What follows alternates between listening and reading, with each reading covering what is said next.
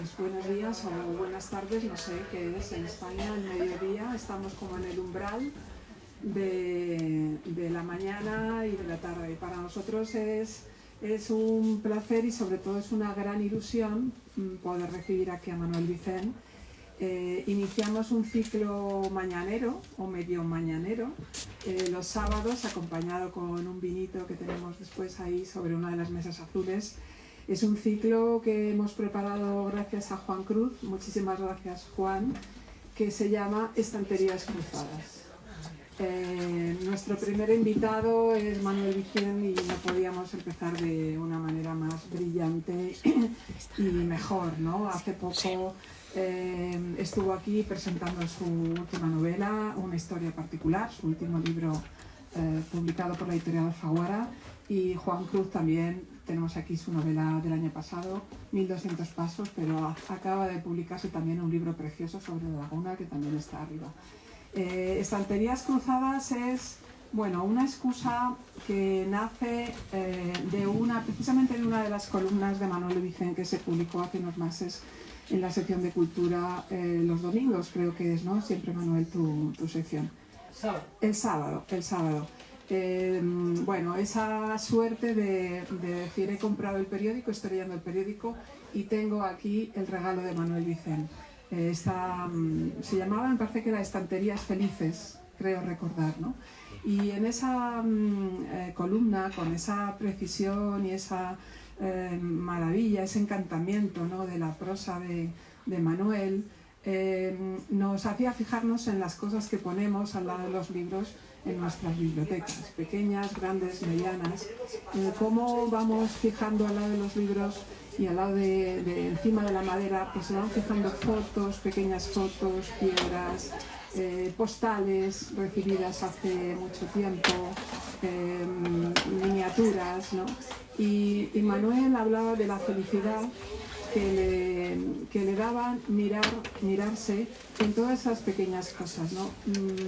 Gracias a esa iluminación, a esa epifanía del sábado de Manuel Vicent, Juan me dijo, ¿por qué no empezamos un ciclo de conversaciones directamente, un poco al margen de las convenciones semanales, de las presentaciones, sin motivo, simplemente por la felicidad de encontrarnos en la librería un sábado que estamos ya recogiéndonos y preparándonos para leer el domingo y pensar en los libros que nos han acompañado y que nos han dado esa felicidad a lo largo de nuestra vida como lectores.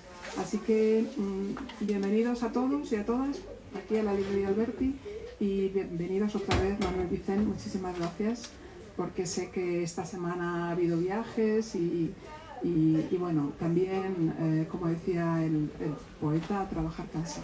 Así que muchas gracias, Juan Cruz, siempre por tu generosidad y por tu entusiasmo que nos convence a todos y nos anima a todos a seguir aquí con la puerta abierta y recibiendo a tanta gente buena. Muchísimas gracias.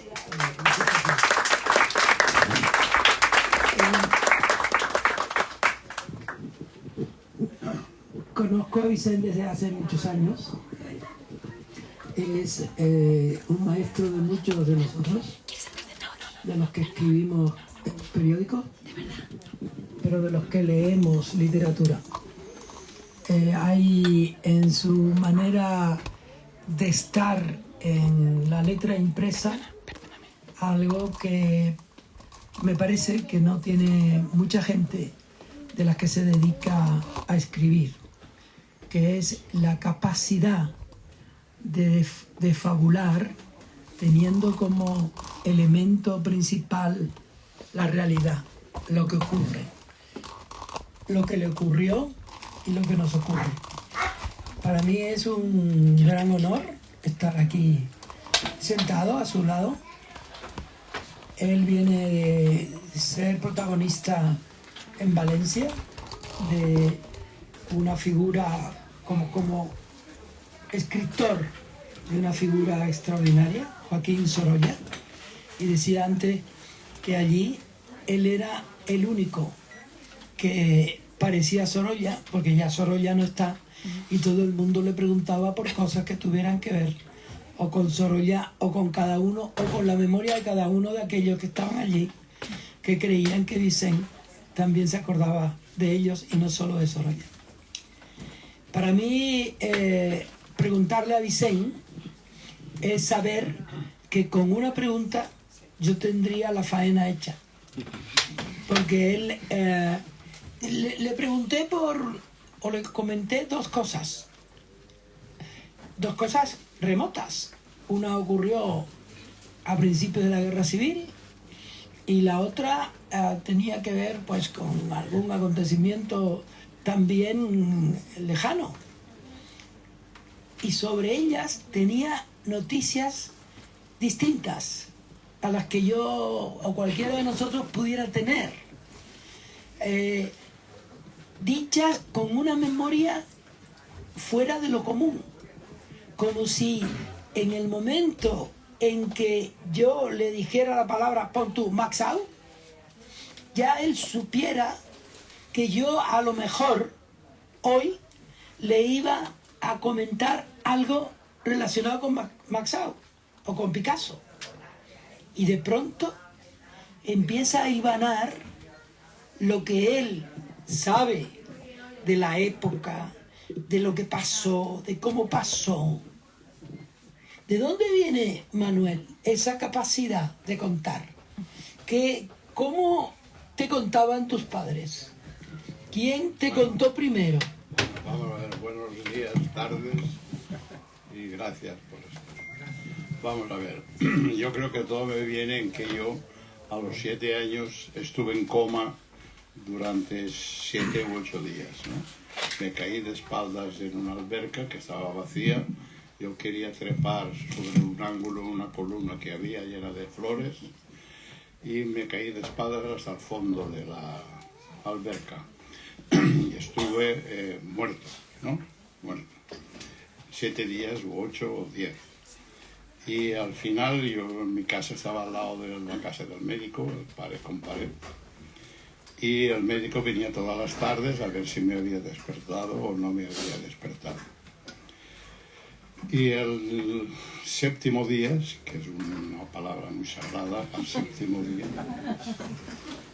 pues al ver que yo no me despertaba, el médico le dijo a mi familia, dicen, avisen a Trinitario, que era el carpintero, para que le haga el ataúd, ¿no?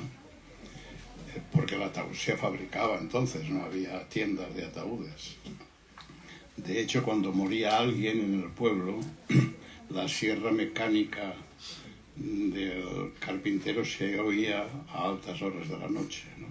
¿Quién se ha muerto? Y la respuesta era el ruido, el sonido de la sierra mecánica. Bueno, pero he aquí que antes de que ya me había tomado medidas, ¿no? El trinitario me había tomado medidas. Yo posiblemente hubiera ido al más allá con una caja forrada con una tela blanca y con chinchetas doradas, ¿no? Y una cruz. Pero me desperté. Y cuando despertaste, y yo después ya que fui, estaba allí. Y cuando yo fui al día siguiente o al cabo de 2 días a la escuela, yo tenía una autoridad moral con todos mis compañeros porque yo había estado en el más allá. Y unas veces el más allá era el cielo y otro el infierno, ¿sabes? Yo dominaba todos los monstruos que había en la imaginación y tomé un gran prestigio. Y ese prestigio me viene de que lo que me quieres preguntar yo te puedo contestar. Pero todo arranca de el momento en que estuve muerto. El pasado, ¿qué te dice? Lo que ha pasado en tu vida, ¿se pudiera resumir en 22 palabras? Bueno, el pasado y el presente se diferencian entre... Vamos, yo nací en la guerra, prácticamente, en el mar. Estaba en el mar cuando llegó la guerra, con unos meses. Y después he vivido la dictadura, he vivido, en fin, todo lo que has.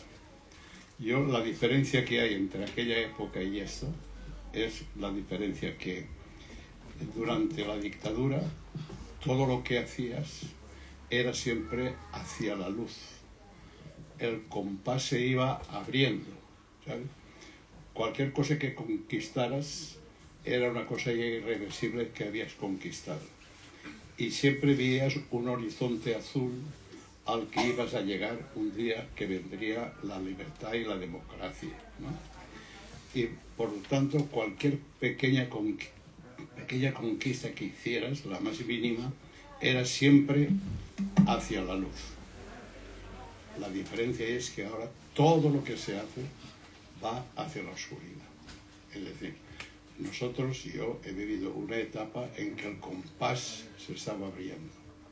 Y ahora yo veo que los jóvenes están viviendo una época en la que el compás vuelve a la oscuridad. Es decir, que hay un futuro muy problemático. Así como el futuro nuestro era hacia lo azul, ahora el futuro es hacia el fundido en negro. Hubo un momento en que el futuro se interrumpió.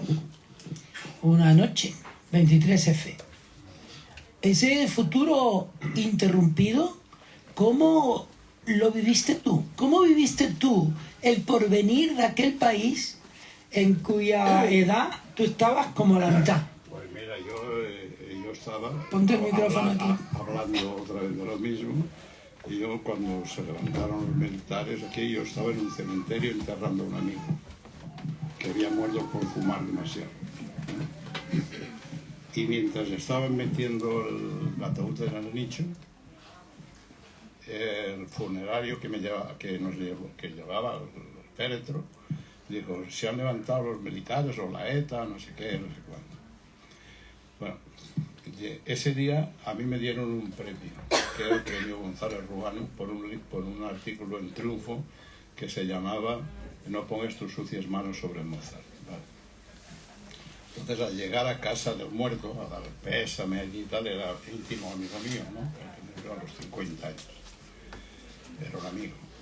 Y allí yo recibí la llamada de mi hija, Nora, que entonces tendría 8 o 9 años, ¿no?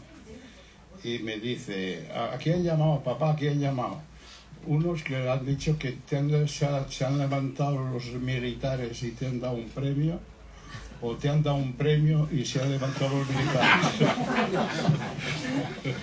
De modo que todo era confuso, ¿sabes? Todo era confuso. Y entonces, pues yo me fui para Valencia, ¿no? Me fui para Madrid, pero al llegar a Valencia, porque eso era en Villarreal, y en la garita de la autopista, el que estaba allí en la garita de Punta y tal, estaba con un transistor y estaban con una canción militar, Diana, quinto levanta, tira de la manta, ¿no? A las 7 de la tarde, y a mí me parecía raro una Diana a las 7 de la tarde. Y entonces llego a Valencia y lo veo todo embotellado. Yo tenía la radio del coche estropeada, ¿no? Y todo embotellado, todo embotellado. Y yo, como soy tímido, no preguntaba. Yo digo: bueno, eso será la cabalgata del Ninot, que es una cosa antes de Fallas, ¿no? Y al ver, miro de al lado y digo: ¿qué cojones pasa? Y me levanto y me abre la puerta de la ventanilla y oigo en ese momento lo de Milán del Bosch, que lo repetían en bucle, ¿no? Una y otra vez. Era exactamente copiado del lanzamiento de Franco en Canarias. Ya era. Y bueno, pues entonces yo ya estaba, me perdí por Valencia para volver a casa de mi hermano, y entonces vi pasar los tanques. Tanques que, por cierto, respetaban los semáforos, es decir, que era una cosa... Entonces, era todo un desgaliche total, ¿no? Unos tanques que respetan los semáforos. Y a la vez, era febrero, Y allí los estorninos, a miles y a miles de estorninos, se refugian en la Gran Vía, en unos plátanos y en unos árboles enormes que hay, ¿no? Y en una antena de la Telefónica, toda negra. Y a ver, un pájaro en Valencia, me imagino que está acostumbrado al ruido, toda clase, de fracas, de todo, ¿no? Pero este ruido de los tanques no lo tenían interiorizado, ¿vale? De modo que a las 12 de la noche, todos los miles y miles de pájaros de Valencia huyeron al oír ese ruido. Y no volvieron hasta 3 días después. Nadie ha hecho una tesis doctoral de dónde cojones estuvieron estos. ¿Y dónde crees tú que estuvieron? Yo creo que en alta mar, volando. ¿Qué digo yo? No sé. Pero eso es para averiguarlo, ¿eh? ¿Tuviste miedo esa noche, ese día? No, aquí amigos de Madrid me decían, no vuelvas, estate, no sé qué. No, yo no tenía. Yo, en el Café Gijón, todos se largaron, ¿no? Y allí estaba Cristino Mayo, que era un escultor, que aunque era de Tui, hablaba así como en madrileño. Un hablar madrileño que lo inventó un tío de Alicante, que era Vilches, ¿sabes? Y entonces todos se fueron y él se quedó en Gijón. Y dice, yo no me voy, no lo conseguirán, son unos incompetentes. Bueno, pero el ruido de los tanques era muy impactante. Y de hecho, lo que le queda, por supuesto, a partir de las 9, y todo el despliegue de tanques de Milán del Gol, solo detuvieron a un borrachito que no se enteró. Y por hacer algo, que algo tendremos que hacer, detener a alguien. Y detendieron a un borracho que andaba por allí. Y eso fue toda la captura. Ahora, miedo sí. ¿Qué consecuencias tuvo para este país ese golpe? Ese momento... Yo no soy especialista. Ya, pero lo viviste. Soy un general maravilloso que lo puede explicar. Ya. Pero tú como ciudadano que contaba y que cuenta lo que pasa, hoy mismo seguimos viviendo aquel estertor. Yo veo que, vamos a ver, en los políticos hay un ranking, ¿no? De más a menos insultado. El más insultado de toda la historia es Azaña. Y ahora Azaña, joder, es un héroe. El segundo más insultado fue Suárez. Traidor, analfabeto, todo. Ahora tiene un aeropuerto. El tercer más insultado, Felipe, al final. No, al principio, después se relajó la cosa, la gente se llevó el dinero fuera y al ver que los rojos no robaban, no te pedían el dinero, volvieron con las sacas, ganaron dinero, pero después la corrupción. Sí. Zapatero no fue insultado, fue despreciado. Y el que más insultado después fue Rubalcaba. El que más ha hecho, tú fíjate, el que más ha hecho para que eso se enderece es el más insultado. Y ahora ya el que se lleva la palma es este señor que tenemos ahora, ¿no? Que lo están convirtiendo en un forajido, ¿no? Y no sé, yo no sé lo que será esto, pero quiero decirte que yo me fijo mucho en los insultos para saber quién tiene razón. ¿Y quién tiene razón? No lo sé. Hay una palabra que está maldita, absolutamente maldita, que es la equidistancia, ¿no? O sea, eso no se puede pronunciar sin que te escupan, unos y otros, aquí y allá. Pero yo me fijo que Euclides, que es el que la inventó, Sin equidistancia todo se cae. Un edificio, si no hay equidistancia, se derrumba. Y un edificio moral también se derrumba. Y un edificio espiritual o un edificio político, un parlamento se derrumba. David Martín Prieto, y ahora se repite mucho, es que no se puede estar entre dos sillas. O una o otra o te caes. Yo digo, pero hay tres sillas. Te van a dar otro micrófono. Pues hay tres sillos, ¿no? Hay sofás. Sí. No es preciso estar entre dos sillas. Ahora, no pronuncias nunca tal como está hoy el patio, no pronuncias la palabra equidistante, que sería pues que unas veces uno. Es decir, yo recuerdo que en Camorritos, allí que estábamos todos, aquella plethora de gente, de progres de entonces, en una de las comidas esas colectivas que hacía, de pronto uno se dice, qué ganas tengo de que llegue la democracia para poder decir que soy de derechas, ¿no? Y eso produjo un pánico allí en general. Bueno, pues yo creo que lo que hay que ser es demócrata y decente, y con eso vas que te matas, ¿no? Es que tú eres, en algún tiempo, podrías haber sido equidistante, pero ahora te llaman rojo. O sea, Bueno, ahora lo que tú escribes, que muchas veces es abundantemente poético y bello, debo decir que es de la escritura más bella que se hace, por ejemplo, en el caso del periodismo, en el periodismo español. Y la escritura tuya en los libros, que muchas veces ha sido equivalente o tiene una metáfora, digamos, de la misma raigambre, es la escritura de un personaje que ha nacido con una buena vena poética extraordinaria.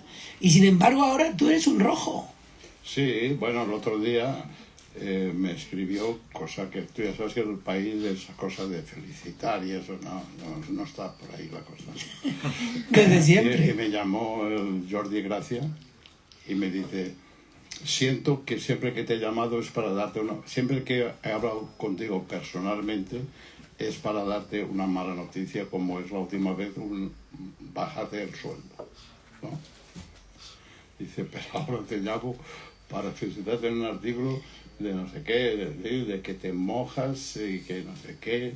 Y digo, yo no me mojo de nada. Sí, bueno, es posible que sí, pero yo escribo lo que veo sin ser un sectario, ¿no?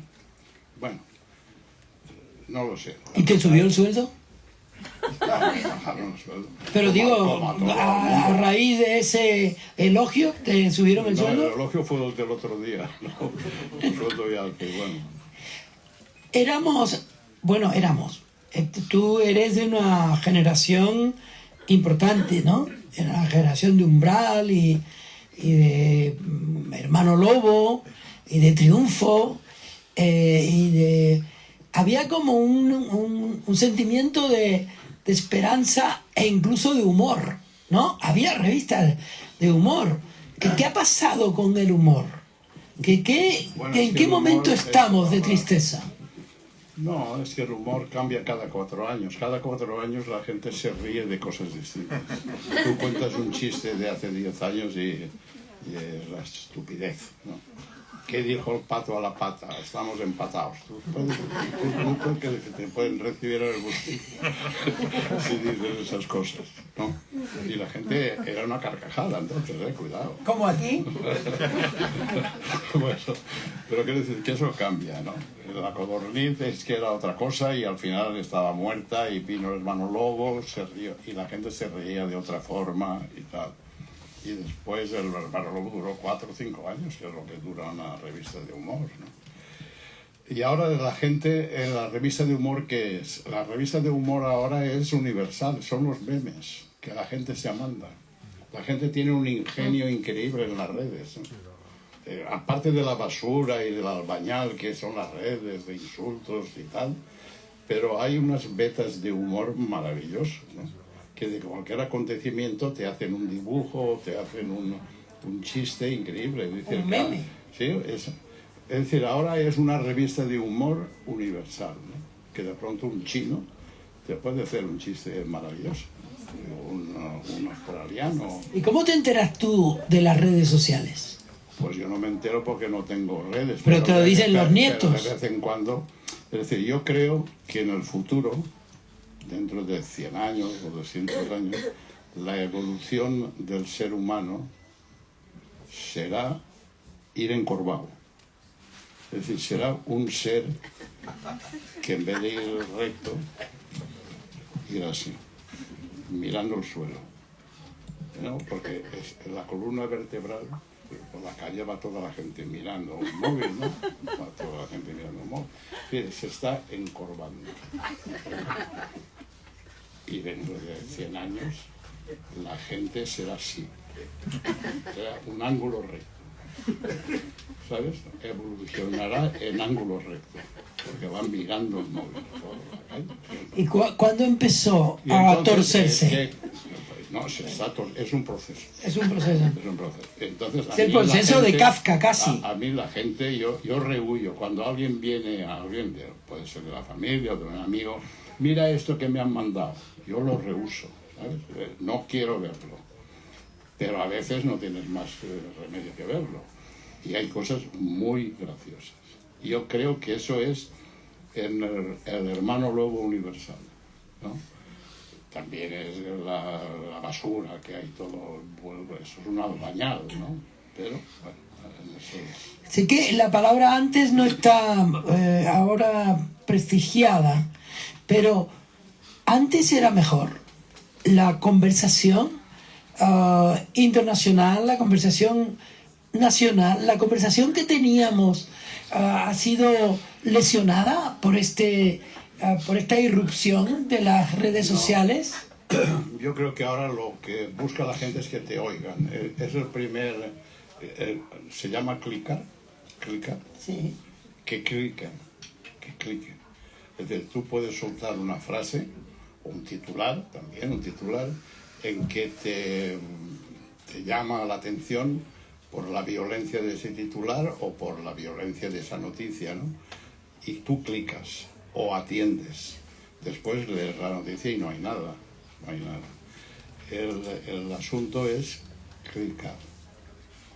La palabra fundamental de todo el final de todo este siglo va a ser clicar. Se puede hacer una guerra para clicar. Ya está, clicar. Tú acuerdas de esa palabra. Clica. Eso es. Y a partir de clicar es cuanto más clics, más audiencia. Cuanto más audiencia, más dinero. Entonces, como es decir, tú dices, el señor Vicente y el señor Juan Cruz hablaron esta mañana de todo y de la nada, ¿no? Y eso se expande a una velocidad analógica que nos llega a la manzana esta. Tú dices, el señor Vicente y el señor Juan Cruz se liaron a hostia. Y no eso, sino lo que me callo, lo que pasó, que no se puede decir porque es horario infantil. Y eso en unos segundos llega a la Andrómeda. ¿Y se eso expande a una velocidad. no lo podemos poner en marcha ahora mismo? No, así. Dime tú algo que en este momento pudiera acabar. Pero ahí tiene que haber alguien de aquí del público que clique. Que clique y que lo mande a su primo, que está en Ponferrada. Y de Ponferrada a Wisconsin. A las estrellas directamente. Esa es la cultura que hay ahora. Y después no es nada. En ese mismo sentido, ¿cómo tú llegaste al periodismo por casualidad? Una noche que fuiste a acompañar a un amigo al diario Madrid. Después te pidieron una cosa y luego otra. Y un día Cebrián te dijo, cuenta las Cortes. Y después el periódico te puso a entrevistar a gente importantísima. Y yo no sé cómo hacías esa entrevista porque no tomabas notas, no tenías un blog. Y luego aquello todo era, iba a misa, como se suele decir. ¿Cómo ves tú ese episodio que se llamó periodismo en este momento? ¿Qué es hoy el periodismo? Bueno, el periodismo es información, ¿no? Es información. La información es poder. Antes del poder la información venía de arriba abajo, ahora va de abajo arriba, etc. Entonces, hoy, a través de los medios, es decir, yo creo que toda la filosofía de hoy es el libro de instrucciones, ¿no? El libro de instrucciones. Porque cuando tú ya piensas según la pauta primero la pauta del cerebro, pero ahora ya piensas según la pauta del iPhone, ¿no? El iPhone es un cerebro que te obliga a pensar según sus reglas, ¿no? Entonces, ¿qué quiero decir? Que, bueno, se me ha ido porque la pregunta era cómo... ¿Cómo está siendo afectado el periodismo por el momento de información? A través de los medios que se han desarrollado, la información, que es un derecho humano, a estar informado de lo que pasa, está pegado a la comunicación, ¿no?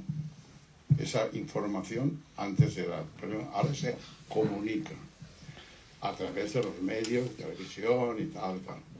Esa comunicación está pegada al espectáculo. Es decir, esa comunicación ya se ha convertido en un espectáculo, que son las tertulias, las redes, la no sé qué, no sé cuándo.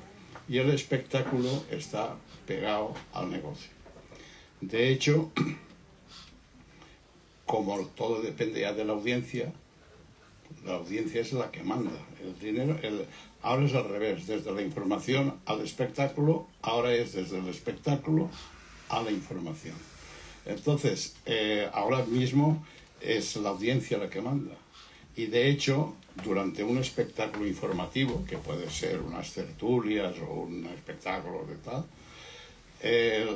la publicidad sube y baja su valor mecánicamente, automáticamente, según la audiencia que hay, ¿no? De modo que cuando la audiencia baja, el precio de la publicidad también baja. Luego hay que subirla, como sea.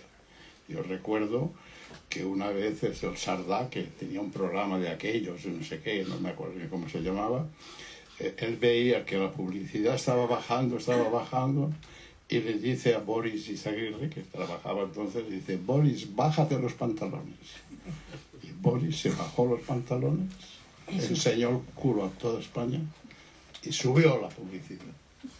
Pero ahora está pasando lo mismo. Exactamente, es decir, tú no te creas nada de lo que pasa y procura estar tranquilo y nada más. Vicente, tú como periodista, la gente te llama periodista, pero yo creo que tú eres otra cosa, ¿no? ¿Cómo nos ves a nosotros, los periodistas? ¿Qué concepto tienes hoy del periodismo tal como lo hacemos? ¿Qué diferencia hay con el tiempo en que tú tocaste a la puerta del diario Madrid? Una competencia brutal, una competencia de los medios, el sacar cabeza con lo que sea. Hay más gente dispuesta a matar al padre con tal de ser noticia. Hay más gente. Antes había uno, tal, pero ahora es casi mucha gente, ¿no?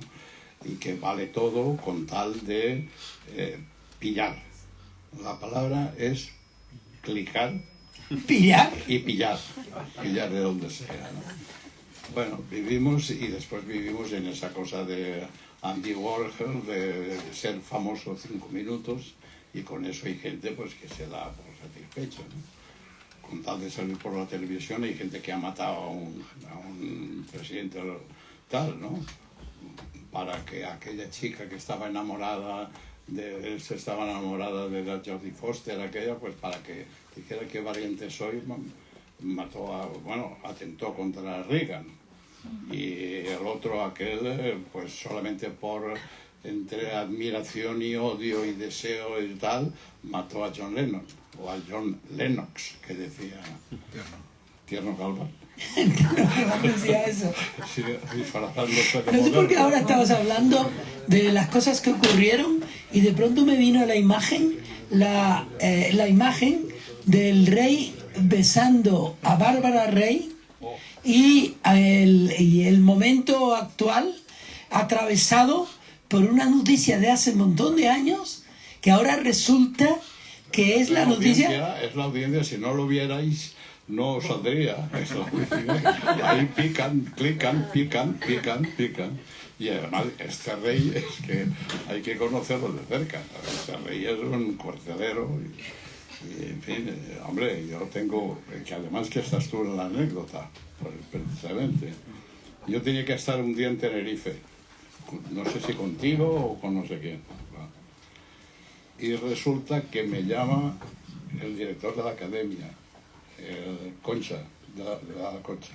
Víctor García de la Concha. Víctor García de la Concha. Oye, Vicente, mira, nunca te pido un favor. Te pido un favor, que es que hay una besamanos con el rey y tienes que ir porque sí, porque somos solamente 25 y sentados. Yo no había ido jamás a estas cosas. Pero dice, 25 y sentados. Y dice, joder, pues 25 y sentados con el rey. Sí.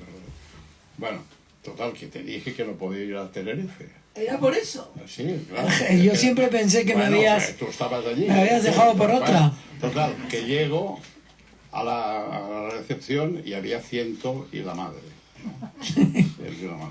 Te engañaron. Y encima estabas tú también allí en las recepciones. ¿Ah, sí? Sí, porque yo me refugié con Gonzalo Banes, que había sido instructor y tal, y muy amigo del rey. Y resulta que yo estaba con Gonzalo Banes y Gonzalo Banes me dice, viene su majestad. Su majestad viene y saluda muy amigablemente, y a mí también, me llama Manolo. Y me dice, he hecho, tengo las palabras entre comillas, una letra de C, he hecho tantas animaladas en esta vida que tengo los huesos hechos mierda, dijo. Y dicho esto, estuvimos hablando y se fue. Pues, hubo un momento en que llevaba un vaso de vino, un pincho de tortilla pegado al vaso y pillando una de jamón. Entonces llega un momento y dice que viene otra vez su majestad. Viene su majestad. Reviene. Yo estaba de espaldas. Y entonces me coge por detrás y me hace una llave de judo. Soy del pueblo. El rey de España me hace una llave de judo y me dice, Manolo, nunca olvidaré lo que has hecho por mí de dejar de ir a Tenerife por venir aquí a estar conmigo. Yo digo, ya lo habrás dicho tú, porque no había otro que te lo hubiera dicho, vale. Entonces yo le digo, oiga, yo esto lo puedo contar en el Gijón. Pues lo puedo contar en el Gijón. Y el tío me dice, ¿y tú para qué coño quieres ir a Gijón a contar esto? y entonces el otro, el Anes, que era muy palaciego y muy esto, dice, señor, el Gijón es un café de intelectuales, no sé qué. Cuenta lo que quieras. Una llave de judo, me hizo así. Pues ahora él está en todas las bocas. Sí, ¿Otra vez? Bueno. ¿Qué consecuencias tiene para un país que el jefe del Estado sea además nada. Este país, es decir, ¿tú has visto pasar el camión de la basura? Que cada vez ¿Anoche mismo? El ruido que hace y la perfección con que se traga la basura. pues eso es un albañal que, bueno, no pasa nada. Pues ahí no pasa nada. Manuel, tú Está tienes... acostumbrado. Tú dices tantas cosas y las dices con tanta argumentación, con tanto poderío, que eres una autoridad. En algún tiempo se pensó que a lo mejor te las inventabas, pero ¿de dónde te viene esa memoria universal que además tiene comillas? Es memoria con comillas, que no es lo Pues de... tú imagínate ayer que yo he hecho el comisariado literario de una exposición de Sorolla, primero estuvo aquí, después ahora está en Valencia, una exposición maravillosa, ¿no? De 100 y pico cuadros de Sorolla, algunos nunca vistos y tal. Fue toda la mañana con entrevistas y tal, y por la tarde la inauguración, ¿no? Entre que yo era el protagonista, porque yo había hecho aquello, ¿no? Y tú lo que sabes son más de 300 personas, ¿eh? Todas saludándote y todas diciéndote, ¿tú te acuerdas de no sé qué, me conoces? ¿Y te acuerdas de no sé qué? Yo sin acordarme de nada, de más que de alguno. Porque muchos dicen, ¿te acuerdas de mí? Y lo miras y dices, sí, claro. Y no sabes quién es. Sí sabes, pero no lo sabes. Y te retan todavía, dicen, Albacete. Albacete. Caga y vete. Albacete. Y al final caes dentro de aquella ruina de rostro, ves el rostro de aquel amigo de la adolescencia. La primera vez que yo te llevé a Valencia, yo te llevé a ti a Valencia, a hablar de Tranvía a la Malvarrosa, fuimos a una feria del libro y un señor se acercó a ti y te dijo algo parecido, Albacete, y tú no lo reconociste y el tipo se fue echando espuma. Sí. ¿Qué pasó ahí? Claro. ¿Te acuerdas? Sí, yo me acuerdo de uno que además se acercó allí a la tribuna y me dio una cosa así y tal. Y sí, una cosa, hubo ahí un desencuentro. Un desencuentro muy eso, sí. No, es así, ¿no? La cosa es sí. La memoria. ¿De dónde Yo has tenido yo tengo algún... memoria de escenas. Llevo mal el aplicar el rostro a la persona, ¿no? Yo por eso no voy a ningún cóctel ni nada, porque a la hora de presentar no sé ni cómo se llama este ni cómo se llama la otra, ¿no? Y decir, oye, presentaros vosotros, y no digamos ya en una feria del libro.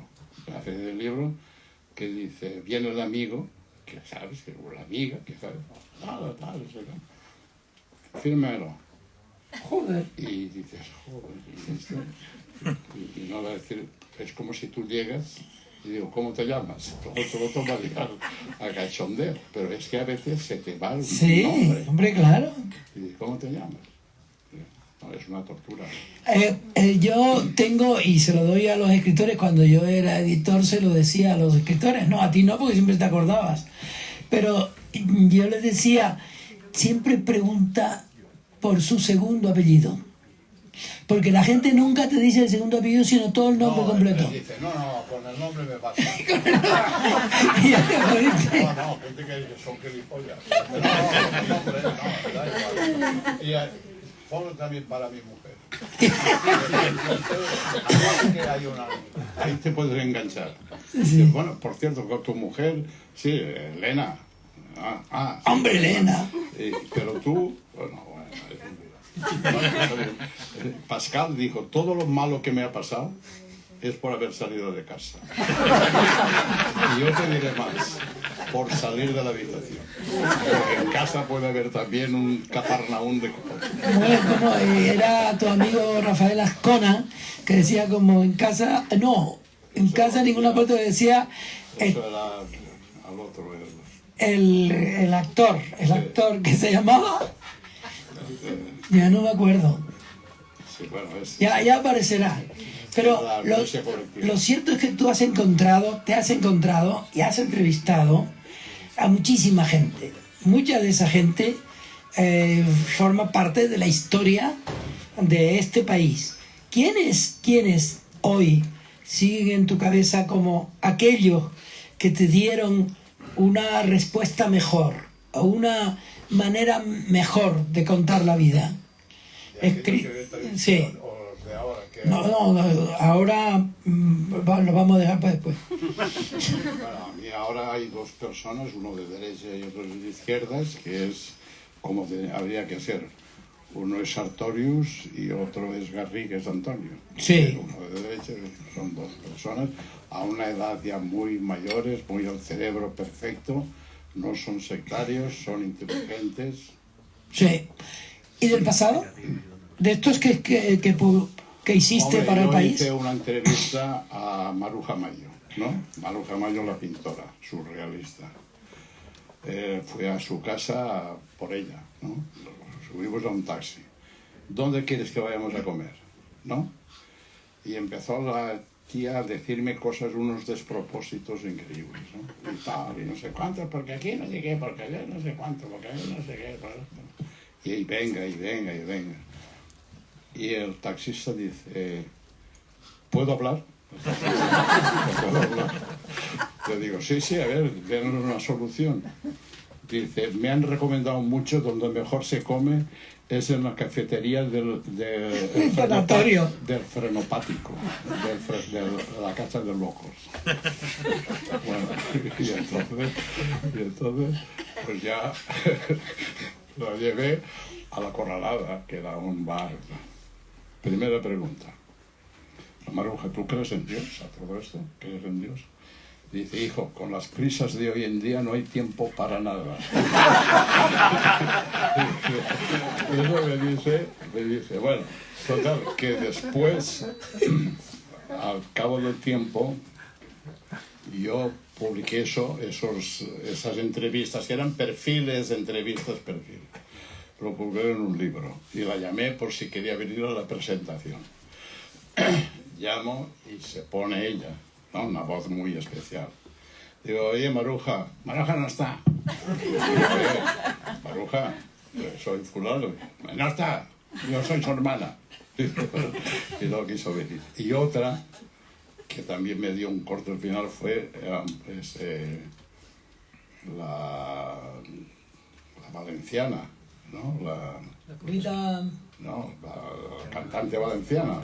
Concha Piquer. La Concha Piquer. La Concha Piquer me contó una anécdota. Ella a veces en la entrevista, que llevé a Antoñito López porque quería verla, porque estaba enamorado de ella y tal. Y entonces ella me contaba cosas. Y algunas cosas me decía, pues no, eso no lo pongas, no sé qué, la Eva Perón, no sé qué. Y yo, pues no lo ponía, claro. Pero ella me contó una cosa que no me dijo nada, muy graciosa. Que ella iba a cantar allí en Sevilla y se estaba pintando en el camerino y entonces llaman a la puerta, ¿no? Tac, tac, tac.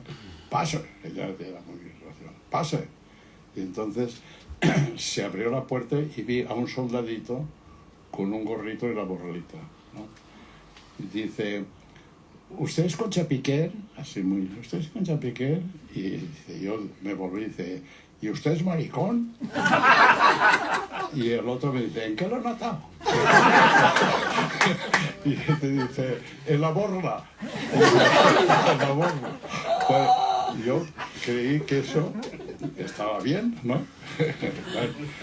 Y ese era Rafael de León, era su hermano. Y entonces, al llamarla para que viniera al acto, me dio un corte. Me dice, no voy a ir, porque ya hablaba así, ¿no? Dice, no voy a ir, porque usted ha hecho que el amor de mi vida, el hombre que más he querido yo en este mundo, como un hermano, se ha muerto sin dirigirme la palabra. Coño. Y es que el Rafael de León lo tomó como era un elogio, era todo a favor, pero aquel lo tomó como una broma, como una broma, ¿sabes? Sí. Y lo tomó mal. Pedro Sainz Rodríguez también fue un personaje entrevistado por ti. Ese me lo contó todo de Franco. Que es muy sustancioso, ¿no? Es que él era catedrático de literatura mística en Oviedo. Y era cuando iba allí Franco a cortejar a Carmen, ¿no? Que era comandante, el comandantín que le llamaba. Y entonces el padre de ella no lo quería a Franco, no porque fuera nada, sino porque tenía una profesión muy arriesgada, ¿no? Porque estaba en África y dice, este me lo matan cualquier día y dejan a mi hija viuda, ¿no? Y no lo querían. Y Franco lloraba, Franco era muy llorón, por lo visto. Y por la Escandalera, allí paseando de noche, Franco medio llorando, y yo le decía, Franquito, tú insiste y verás como al final te la llevas. Sí, sí. No, se la llevó. Ahora tendrán ustedes 5 minutos de preguntas, 5. Pero yo te voy a preguntar a ti por la pregunta que tú te haces. ¿Quién soy? ¿Dónde voy? Llegaré tarde.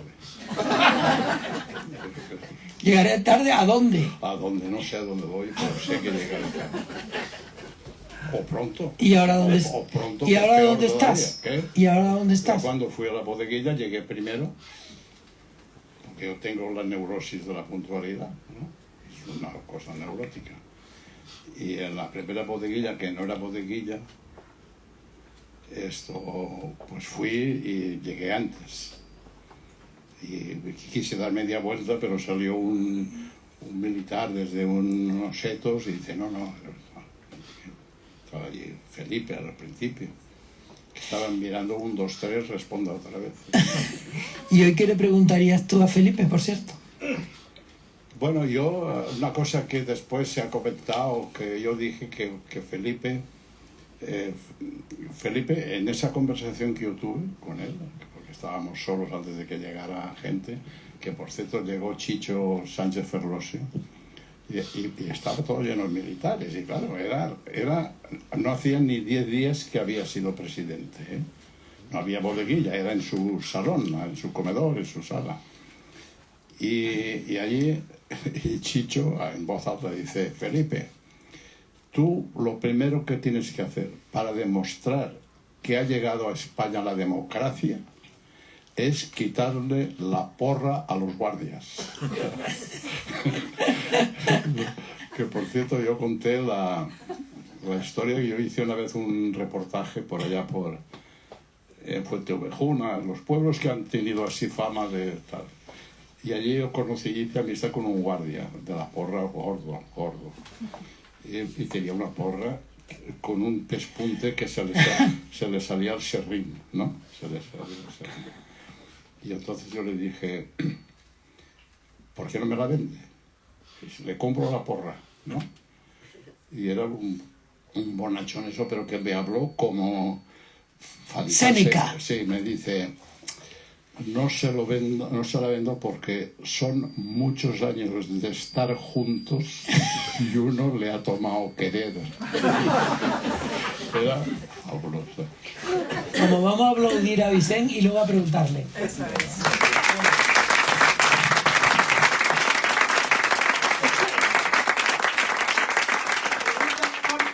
Y al pie. 3 preguntas. 3 preguntas. 3 preguntas muy cortas. A ver, señor. Toma. Yo veo aquí 3 Españas, las de nuestro esquemat, la tuya y la mía. Bueno, me gustaría ir directo al grano. No puedo evitar, Manuel, preguntarte o preguntarle que nos cuentes alguna anécdota de tu etapa en milicias universitarias con tu estrella de 6 puntas y tu gorra de plato. Sobre todo parece ser en un momento dado que estabas desgalichado de mala manera y un teniente coronel o alguien te reprendió diciendo que eras un mal español o algo de esto, ¿no? No, fue que murió mi madre, en el primer campamento murió mi madre, ¿no? Y claro, ir desde Ronda hasta Valencia era un día de tren, etcétera, ¿no?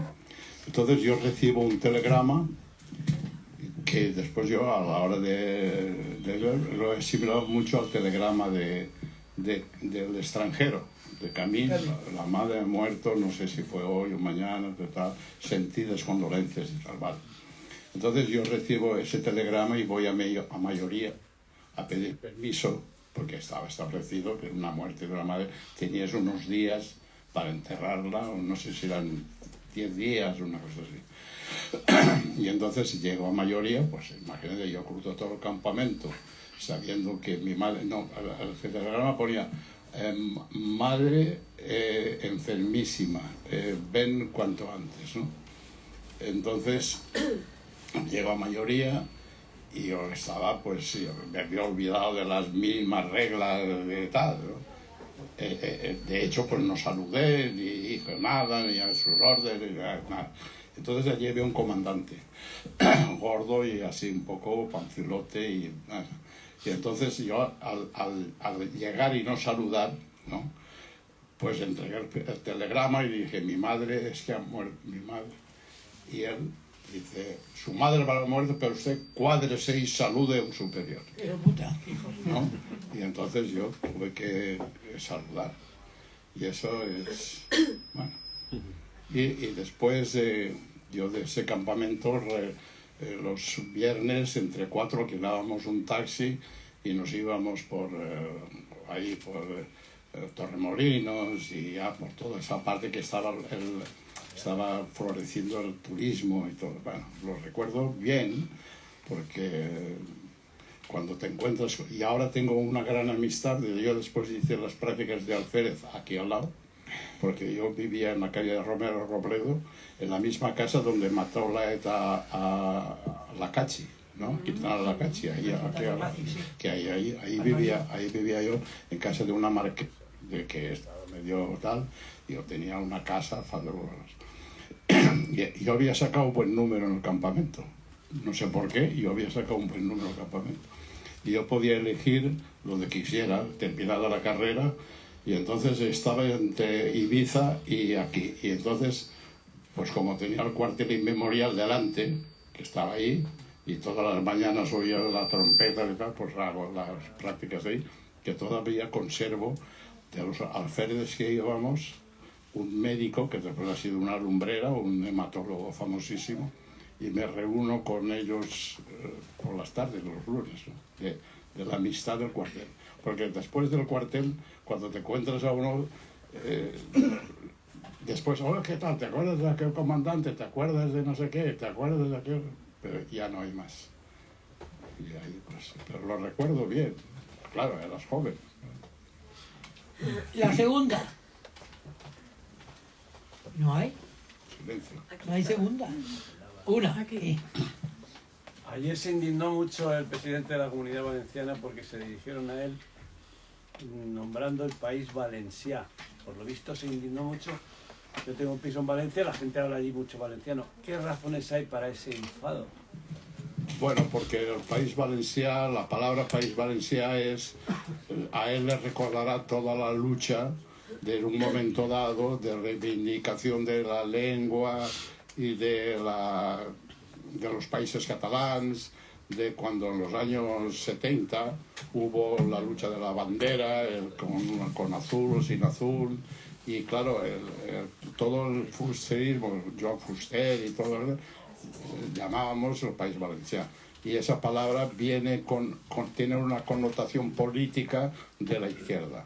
Es decir, uno de izquierda pues siempre dirá país valenciano, aunque ahora la gente se acostumbra y dice comunidad valenciana, pero esa palabra país valenciano tenía una connotación ligerísima de independencia junto a los países catalanes. Por eso la derecha por ahí no pasa. ¿Uno más? Ahí adelante. Ah, perdón. Muy buenas, encantada y gracias por lo que nos ha contado, que ha sido muy interesante. Una pregunta súper corta. ¿Alguna vez le han ofrecido ser ministro en alguna época? Eso nunca se lo había preguntado. No, pero... ¿Y por qué lo ha rechazado?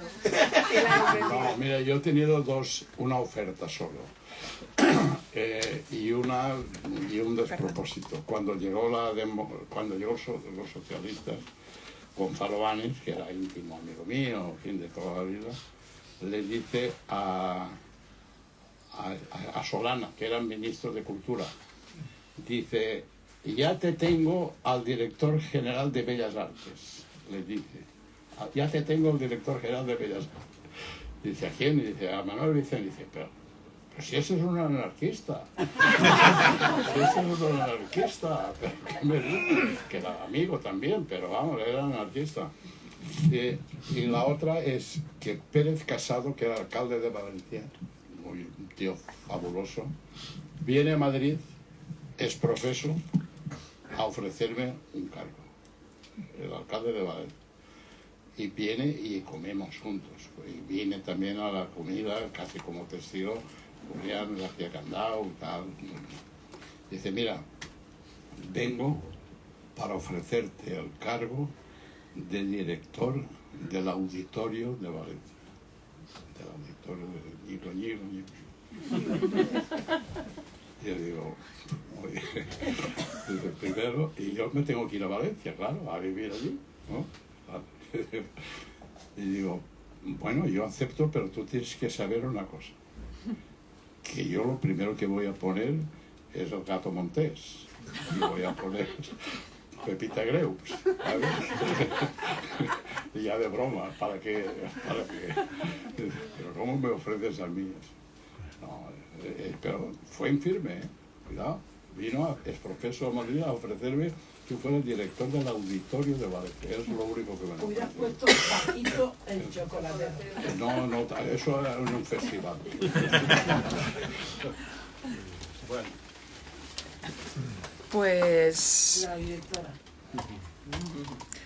hablábamos al principio de la felicidad de las estanterías y yo pensaba, ¿cómo pagar estos instantes de felicidad que nos ha dado Manuel Vicent y Juan Cruz? Pues un gran aplauso, admiración por siempre y a leerlos.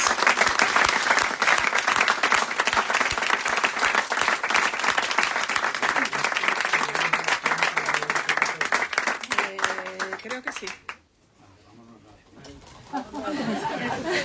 ¿Quieres firmar algún libro? ¿Quieres o no? Sí. Sí, si alguien quiere que Si alguien quiere que se lo firme, pues sí, se lo podemos firmar. Genio mío, ya conocí a Manolo, y a él, y a Raúl. Juan, perdona, a Juan. Raúl es otro. A Juan. El Raúl es un vecino de él. Juan Cruz, Cruz.